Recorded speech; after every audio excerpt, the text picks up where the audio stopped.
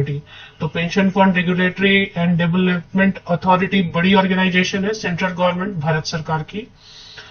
पूरे 33 पेजेस की विज्ञापन जो है ना एडवर्टीजमेंट जारी हुई है। और आज 2 जुलाई 2025, विज्ञापन तो पहले आ गए थे, एडवर्टीजमेंट पहले आ गई थी, लेकिन 2 जुलाई से ऑनलाइन एप्लीकेशन पोर्टल भी ओपन हो गई है। तो जो भी इंटरेस्टेड कैंडिडेट है वीडियो को पहले ध्यान से देख ले। थोड़ी बहुत इंफॉर्मेशन तो आपको वीडियो में मिलती है, फिर आप थोड़ा पढ़ें और उसके बाद एप्लीकेशन जरूर करें। पेंशन निधि विनियामक एवं विकास प्राधिकरण, pension fund regulatory and development authority, 29 जून को ही नोटिस आई थी। असिस्टेंट मैनेजर या ऑफिसर ग्रेड ए की पोस्ट रहेगी और इसमें अलग अलग स्ट्रीम है, जिसमें कि जनरल वाले में कोई भी स्नातकोत्तर अप्लाई कर सकते हैं। फिर finance, accounts, IT, research, statistics, actuary, legal, official language, राजभाषा, ये सारे अलग अलग स्ट्रीम है जिनमें आप आवेदन कर सकते हैं। 2 जुलाई से लेकर 6 अगस्त तक ऑनलाइन एप्लीकेशन पोर्टल जारी रहेगी और इसमें फेज 1 ऑनलाइन एग्जाम होगा, फेज 2 ऑनलाइन एग्जाम होगा और फेज 3 में इंटरव्यू होगा। तो 2 फेजेस होंगे एग्जाम के और तीसरे में इंटरव्यू। तो उनकी डेट भी दे दी गई है। फेज 1 6 सितंबर को होने वाले हैं, फेज 2 6 अक्टूबर को होने वाले हैं एंड इंटरव्यू की डेट अभी नहीं आई है, वो बाद में आएंगे। तो जनरल वाले में पहले देखेंगे क्योंकि इसमें कोई भी स्नातकोत्तर अप्लाई कर सकते हैं। जनरल देखें, अप्लाई तो कोई भी स्नातकोत्तर किसी भी विषय से कर सकते हैं, post graduate, master degree, any subject, लेकिन आप सिलेबस जरूर चेक करें क्योंकि ये पेंशन विभाग से, तो थोड़ा बहुत उस तरीके का क्वेश्चंस जरूर पूछा जाएगा जो कि कॉमर्स, इकोनॉमिक्स और पेंशन वगैरह से रिलेटेड हो। तो अगर आप कंफर्टेबल है सिलेबस से तभी अप्लाई करें। तो सिलेबस भी देख लेंगे एक बार, मतलब एग्जाम का पैटर्न देखेंगे तो उसमें ही हो जाएगा।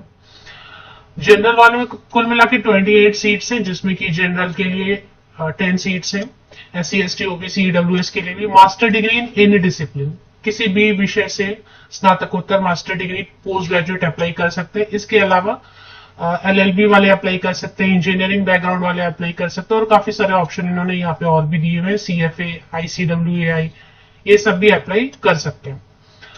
तो ये जनरल वाली में कोई भी स्नातकोत्तर किसी भी विषय से अप्लाई कर पाएंगे। बाकी जो स्ट्रीम दिए हुए हैं उनकी डिटेल में इतना नहीं बता रही। फाइनेंस एंड अकाउंट है तो जिनका IT वाले अपना देख लें।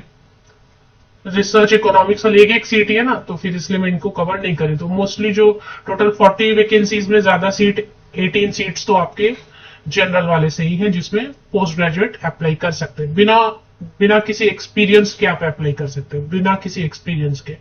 और एक चीज आपने देखा होगा कि परसेंटेज का भी प्रॉब्लम नहीं है ना, प्रतिशत अंक तो कुछ मांग नहीं रहे हैं, कोई प्रतिशत अंकों का भी प्रॉब्लम नहीं है। और लॉ से अगर है तो बैचलर डिग्री भी चलेगा। LLB वाले ऐसे बिना मास्टर डिग्री के अप्लाई कर सकते हैं। और अगर एनी सब्जेक्ट है, कोई भी विषय है, तब तो मास्टर डिग्री चाहिए।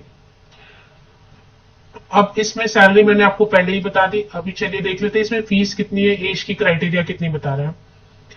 तो एज की क्राइटेरिया बता रहे हैं कि 30 इयर्स तक के कैंडिडेट, जनरल कैंडिडेट अप्लाई कर सकते हैं। अगर आप जनरल कैंडिडेट देखें, इसमें 30 वर्ष तक के कैंडिडेट, मिनिमम तो कुछ बताया नहीं है कि मिनिमम इतना होना चाहिए।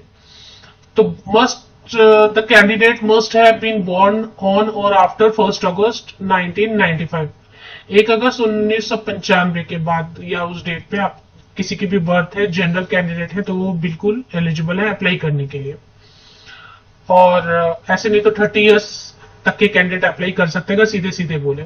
अगर आप SC ST कैंडिडेट है तो 5 साल जोड़ ले, 35 इयर्स तक के कैंडिडेट, 18 से 35 समझ लेना। 18 में तो मास्टर डिग्री होता नहीं है, तो भी चलो ठीक है, 20 से कर देते हैं। 20 से मिनिमम मास्टर डिग्री लेते लेते, या अगर आप BTech है या LLB है तो 20 इयर्स तो हो ही जाता है। तो 20 to 30 इयर्स जनरल के लिए है, 20 to 35 SC ST कैंडिडेट्स के लिए है, एंड OBC कैंडिडेट के लिए 20 to 33 इयर्स है। इस तरीके से महिलाओं के लिए कोई छूट है या नहीं देख लेते, महिलाओं के लिए अलग से कोई छूट नहीं है। PWD कैंडिडेट के लिए 10 साल की 10 इयर्स की छूट है ऊपरी आयु सीमा में। मोड ऑफ सिलेक्शन 3 फेजेस रहेंगे। ऑनलाइन स्क्रीनिंग रहेगा, एग्जाम 100 मार्क्स करेगा, फेज 2 फिर से 100 मार्क्स करेगा और फेज 3 इंटरव्यू रहेगा। तो फेज 1 में क्या पूछने वाले, मल्टीपल चॉइस क्वेश्चन रहेंगे 100 मार्क्स के।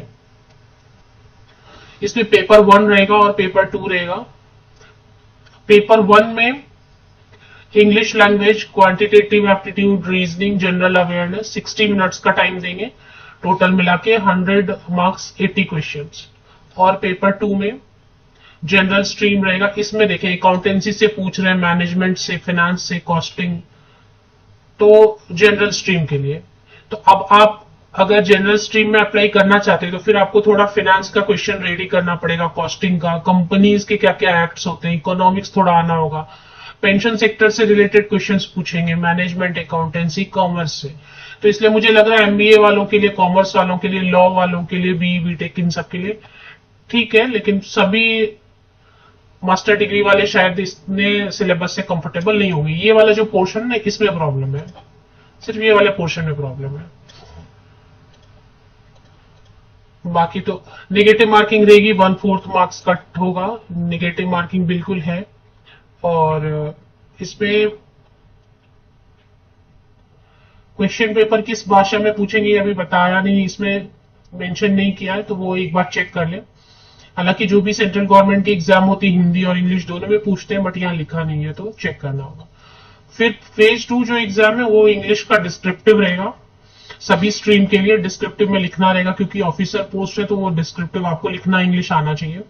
60 मिनट्स आपको मिलेंगे और 100 मार्क्स 3 क्वेश्चंस रहेंगे। पेपर 2 में जनरल स्ट्रीम सेम वैसे ही, फिर फाइनेंस, अकाउंटिंग, कॉमर्स, ये सबसे मिला जुला के क्वेश्चंस रहने वाले हैं। और जो स्पेसिफिक रहेगा आईटी वगैरह, उनका अपना अपना सेक्टर से क्वेश्चन पूछेंगे। इसमें भी नेगेटिव मार्किंग यस रहने वाली है। पेपर 1 विल बी इवेल्युएटेड, तो ये सब देख लें आप इसमें। फिर शॉर्टलिस्टेड कैंडिडेट को बुलाएंगे फेज 3 इंटरव्यू के लिए। हिंदी और इंग्लिश दोनों भाषा में रहेंगे क्वेश्चंस। तो अगर आप हिंदी में कंफर्टेबल है तो हिंदी में पढ़ के आंसर कर सकते हैं क्वेश्चंस को, अगर आप इंग्लिश में कंफर्टेबल है तो आंसर्स इंग्लिश में पढ़ के इंग्लिश में भी कर सकते हैं। फेज 3 में इंटरव्यू रहेगा। फीस की डिटेल देख लेते हैं। पे एंड अलावेंसेस मैंने आपको पहले ही बता दिया, 1,57,000 रुपए पर मंथ सैलरी इनकी होने वाली है, स्टार्टिंग सैलरी पर मंथ लिखा है ना। और अच्छी पे स्केल देंगे, क्योंकि ये विभाग ही बड़ा है ना। एग्जाम सेंटर बनाए गए ऑनलाइन एग्जामिनेशन के ऑल ओवर इंडिया। देखें जिनको एग्जाम सेंटर देखना, पेज नंबर 9 पे विज्ञापन में चेक कर ले, लगभग सभी जगह पे एक सेंटर तो बनाए गए होंगे, हर स्टेट में एक सेंटर तो जरूर बनाया गया होगा, या आपके नेबरिंग स्टेट में।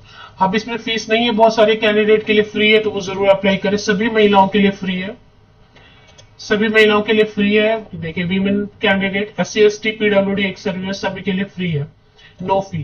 तो फीस बच गई किन के लिए? General candidate, EWS and OBC जो पुरुष अभ्यर्थी है, मेल कैंडिडेट है, उनके लिए 1000 रुपीज। ये फीस नॉन रिफंडेबल रहेगी, इसलिए ध्यान से भरते वक्त पहले आपको एडवर्टीजमेंट पढ़ लेना चाहिए कि सिलेबस आपके हिसाब से है या नहीं है, मतलब आप इतनी तैयारी कर सकते हैं या नहीं। तो चले आना है आपको pension fund regulatory and development authority official website पर चले आना है आपको। और यहीं पर जो है ना, इसी में आपको यहां पर एक सेक्शन, ये वेबसाइट की लिंक मैं आपको इसी यूट्यूब वीडियो के डिस्क्रिप्शन बॉक्स में प्रोवाइड कर देती हूँ। यहां पे आपको न्यूज एंड इवेंट सेक्शन के नीचे व्यू मोर मिलेगा, व्यू मोर पे क्लिक कर लेते हैं। तो यहां पे देखें आपको एक अप्लाई लिंक भी मिल जाएगी। Apply online recruitment of grade है, तो अप्लाई लिंक आ गई है। 1 जुलाई लिखा है लेकिन 2 जुलाई को आ गई है। और यहाँ पे देखिए ये एडवर्टीजमेंट, डिटेल्ड एडवर्टीजमेंट है, ये वाली, ये मैंने जो कट किया वो डिटेल्ड एडवर्टीजमेंट है। और ये शॉर्ट नोटिस है 1 पेज का। तो ये आपके काम का, पहले विज्ञापन पढ़ना है, नोटिस पढ़ना है और यहाँ पे ऑनलाइन एप्लीकेशन कर लेनी है। ऑफिशियल वेबसाइट की लिंक के लिए आप मेरे इसी यूट्यूब वीडियो के डिस्क्रिप्शन बॉक्स को नीचे तक स्क्रॉल डाउन करके चेक कर लें। लिंक मैंने विकिपीडिया से ली है।